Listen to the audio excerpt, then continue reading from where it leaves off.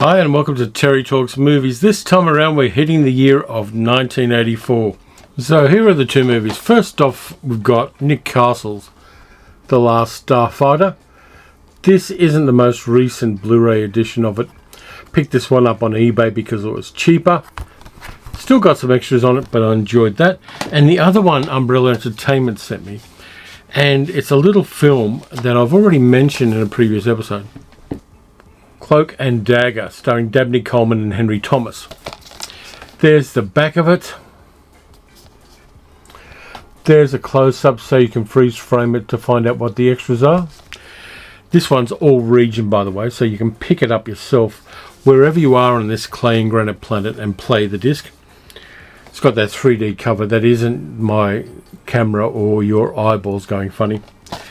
So let's get started. We'll start with The Last Starfighter. And The Last Starfighter is one of the movies I know where I saw it first in a cinema. I got to a press screening for some reason in 1984 at the State Theatre in Sydney, which is an enormous flea pit. It is one of the grandest flea pits in the Southern Hemisphere. It is now a live theatre venue because cinemas don't really carry the costs of maintaining such a large and grandiose space. And the State's a wonderful place. The lobby of it looks like you should have Stuart Granger and Mel Ferrer sword fighting in it. I went there. There were lots of celebrities going to see this kids movie. And local celebrities, not big-time celebrities, people who are now forgotten. But it was kind of fun, and seeing it on a big screen was very, very impressive because the special effects was something we hadn't really seen before. Story's pretty simple. A guy called Alex Rogan, played by Lance Guest, is living in a trailer park with his younger brother, his girlfriend, and his mum, and they kind of run the trailer park. It's slightly in the country. Alex wants to move on with his life. He wants to go to university. He wants to build his life, basically. And yet he's obsessed with a cabinet computer game called The Last Starfighter. And he's trying to clock it. He's trying to get the high score. Greetings, Starfighter. You have been recruited by the Star League to defend the frontier against Zur and the Kodan Armada. Get ready? Of course, Alex doesn't know there's a recruiting instrument for the Ryland Star League, which is fighting Zur and the Kodan Armada. And that's the bad guys. A little unnuanced, but you got to remember it came out 7 years after Star Wars, and so nuanced science fiction wasn't something that was played in Hollywood very much at that time. Alex gets recruited by a very flamboyant and theatrical interstellar huckster called Centauri, played by the wonderful Robert Preston, and he gets taken up into space to become one of the defenders of Rylos and the Star League and the area of a space in which the Star League exists, which also includes the Earth. Centauri's the name. I invented Starfighter, which is why I'm here. It is? It is. We have to talk about a matter of utmost importance. Step into my office. Alex is a bit reluctant and a bit scared, and rightly so, because it's a tough game out there in interstellar space. He's given a navigator called Grig, played by Dan O'Herlihy, who people remember was one of the main villains in RoboCop. But Dan O'Herlihy had a long career doing some really interesting stuff. He was Robinson Crusoe in Buñuel's Robinson Crusoe movie back in the early 50s. He was the kind of villain almost in a creepy little horror reimagining of the original Cabinet of Dr. Caligari, a movie called The Cabinet of Caligari from 1962, which was written by Robert Bloch and starred Glynis Johns. So he was really good in that as well. And in this one, it's Dan O'Herlihy having fun. Star Navigator First Class Grig, at your service, sir. His character of Grig is enthusiastic and over the top, and even though O'Herlihy has to act through some pretty extensive prosthetic makeup, he does a really nice job of giving us a kind of fun character. You got to remember that this movie is kind of aimed at kids. And I kind of like his character. I like Centauri, the character played by Robert Preston as well, who's kind of like an interstellar version of Robert Preston's Harold Hill in The Music Man, which is a kind of deep cut for an unsuccessful 1960s musical, which was a very successful Broadway show. But Robert Preston was always fun. He had this resurgence late in his career where he was playing interesting characters like the feel-good doctor in S.O.B. Blake Edwards' comedy with William Holden and Robert Webber in it. And Robert Preston always had a great way to put out a line and to kind of steal scenes outrageously in every scene he was ever in. In fact, The Last Starfighter was his last theatrical movie. Made a couple of TV movies after this, but this was his swan song in the cinema after a career that lasted around 40 years in the cinema. Now, the secret sauce in The Last Starfighter are the computer-generated special effects of the Gunstar spaceships, the other spaceships in it, the asteroids, and the border they have around the Star League, which were done with state-of-the-art Cray XMP computers. Now, nobody was really serious about doing computer-generated graphics in feature films at the time. Yes, Disney had dallied with it a little bit in Tron, but they also used a lot of animation trickery to put it across. And so it wasn't truly completely computer-generated graphics in Tron, and yet it was in The Last Starfighter. And yeah, they look kludgy today, and seeing them on Blu-ray, that draws attention to itself, but you've got to remember that these kinds of computer special effects are a continuum, going from the stuff you saw very briefly in a movie like Westworld in the 1970s, right up to the complexity. I just saw the trailer for Ant-Man and the Wasp: Quantumania, and just about everything on the screen is computer generated now. We've moved so far in 38 years since The Last Starfighter that it's mind-blowing how good special effects have become.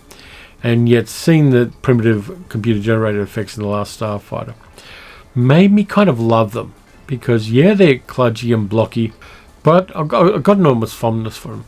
And the movie moves along nicely too. There's some kind of creepy things in it. The beta unit that replaces Alex while he's away in space is kind of creepy when we first see it. And there's a little bit of not entirely successful comedy to do with an alien android replacing Alex while he's in outer space. And the space battles themselves are a little kind of minimalist, because they were pushing the edge of technology just to make the film. Now, the director of the film, Nick Castle's got a good pedigree. He wrote the screenplay for Escape from New York. And he also wrote the screenplay for the crazily unsuccessful Steven Spielberg movie Hook. But in this one, I think this is some of his best work. We understand Alex. We understand him being frustrated by being stuck in a trailer park when he wants to be elsewhere and he wants his life to begin. We've got Mary Catherine Stewart in there as well, playing Maggie, his girlfriend. And she does a really nice job of giving us a character with a little bit of meat on the bone. She loves Alex, but she stands up to him, and she has her own inner life, in a sense, much more than a lot of female characters did at the time, particularly in this kind of a movie. Now, the movie isn't terribly long. It's 101 minutes. It moves along at a great pace. It's got some good monster effects in there, particularly the practical prosthetic effects. The 3D rendered model designs are pretty good too. They were made by Ron Cobb, who'd worked on Star Wars and Conan the Barbarian. Really good production designer with a great sense of style. And I like the Gunstar spaceships, even though they were kind of less detailed than a later spaceship would have been. They still have a certain charm about them. But the weirdest thing about this film that I found out is there was a New York stage play musical adaptation of it in 2005. And, in 2004, and it finished up in 2005. So not many science fiction movies become musicals. If you're interested in the computer game that features in this movie, there is a freeware version of it that somebody created in 2007 for the PC. And if you look around the internet, you'll be able to find it and probably play it. I don't think it's a particularly well-designed game. The controls look awful to use. But a lot of the controls you had on kind of cabinet games in the 1980s were pretty shitty and didn't always help with the gameplay. But I definitely like this movie. One of the things I like about The Last Starfighter is the characters have heart. It's fun. It doesn't take itself too seriously, but it's got a little bit of depth to the characters in some ways.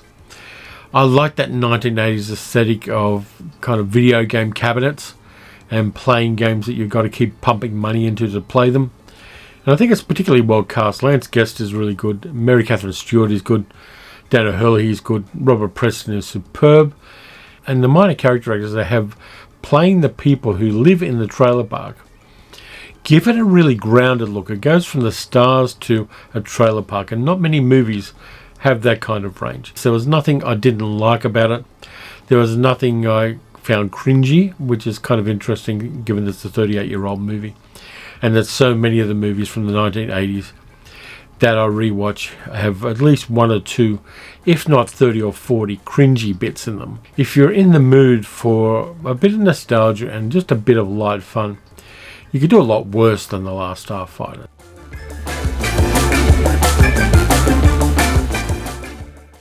That then brings us to Cloak and Dagger. I've shown this before, but there's the inside front cover, inside back cover. Umbrella have also got a booklet about the production of the movie on top of all of the extras on the disc itself. Yeah, this one's kind of an interesting film.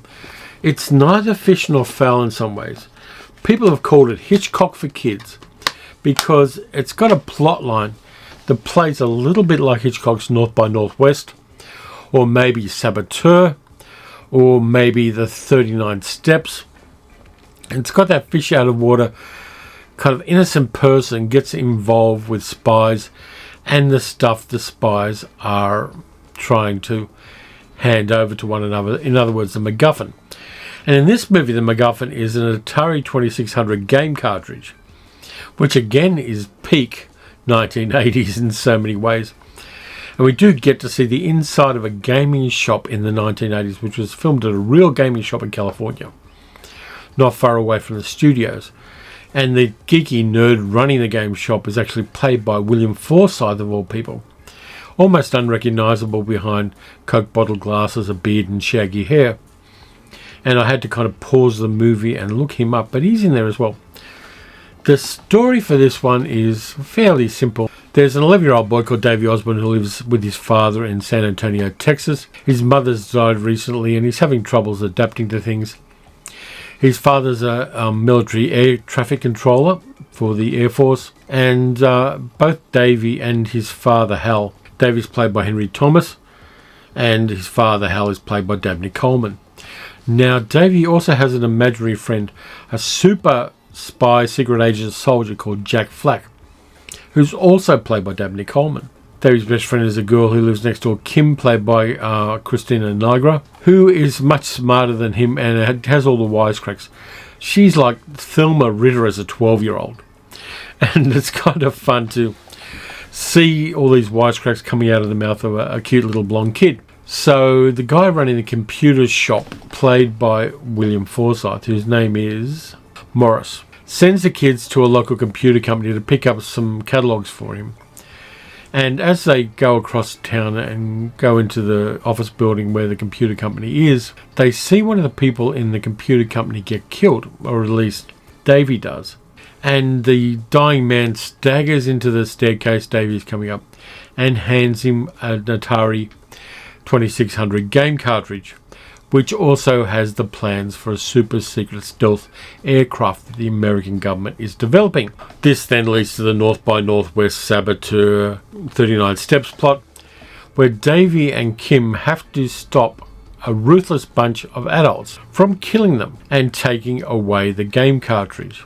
Meanwhile, both Davey and Kim have to deal with their parents and Hal's disbelief when Davey tells him he saw somebody killed, and that the bad guys are running this computer company. And the head bad guy is played by Michael Murphy. His name's Rice.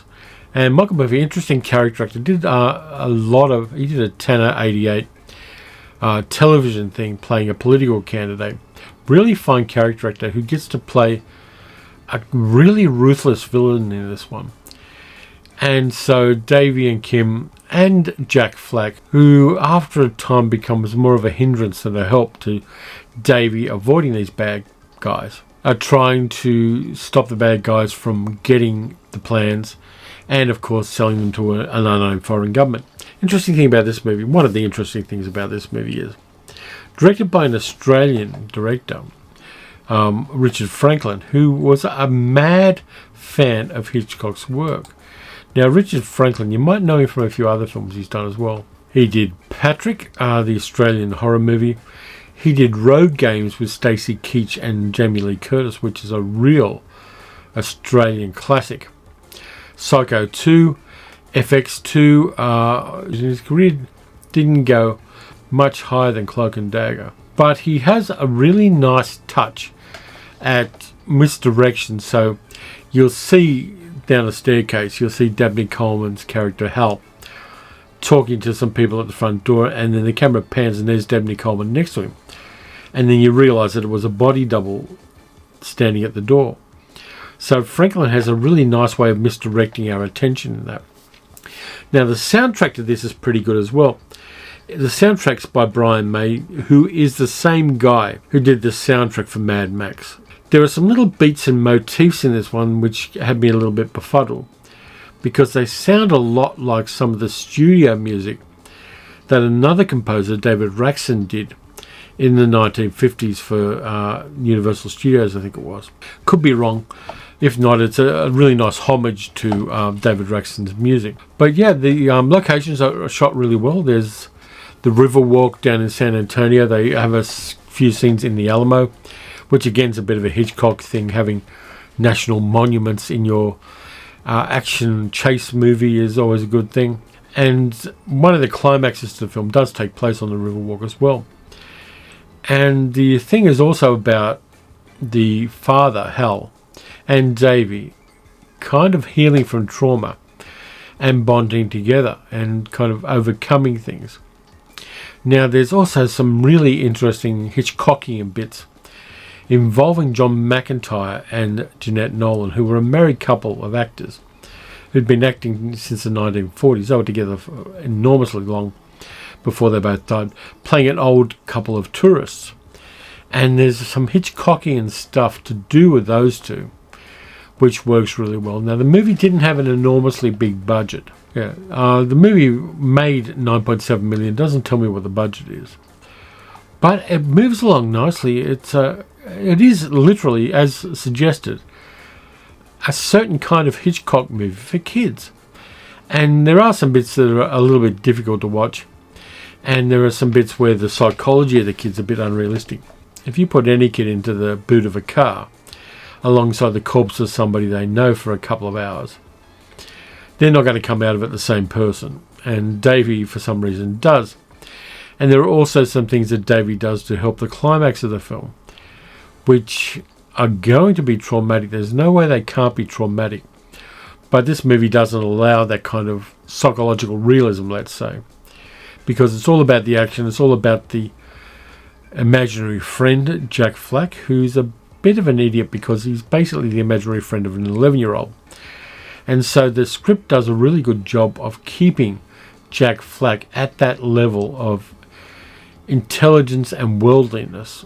And so Tom Holland's script is to be credited as well. I think it does a really nice job of balancing all the different aspects there, because particularly with a chase movie which has some pretty full-on violence in it, keeping it at the level that kids are going to like and understand, and even if they're a little bit scared by certain aspects of it, is a difficult ask, but the movie does pull it off, and surprisingly well. I was quite surprised that it was as adept as it is, and of course Richard Franklin I like as a director, and Dabney Coleman's at his most likeable in this movie. He was known at the time for playing arseholes on television. Oddly enough, it was based on a Cornell Woolrich story, The Boy Who Cried Murder. And if you know Cornell Woolrich's work, very dark pulp writer in the 40s and 50s, who wrote some really interesting things. Same guy who wrote this book upon which Truffaut's The Bride Wore Black was based on. A really nice 1944 film noir called Phantom Lady, which I recommend that you check out as well. I didn't know it was based on a Cornell Woolrich story, which kind of, I understand. The Boy Who Cried Murder is a great title, by the way. I really am going to have to find the story now and read it, because I should dive back into Cornell Woolrich. Really interesting writer, really dark and kind of misanthropic in some ways, but he wrote incredibly good thrillers. Now, I was lucky enough to get the collector's edition of Cloak and Dagger, which was very nice of Umbrella to send it to me. And one of the things it has in it is the Jack Flack action figure, which plays a part in the movie. There's a Jack Flack toy soldier, in a sense, that Davey has and carries around with him almost as a kind of token of his imaginary friend. And so it has that in it. It also has some posters and some lobby cards and a 3D glass so you can look at the 3D poster.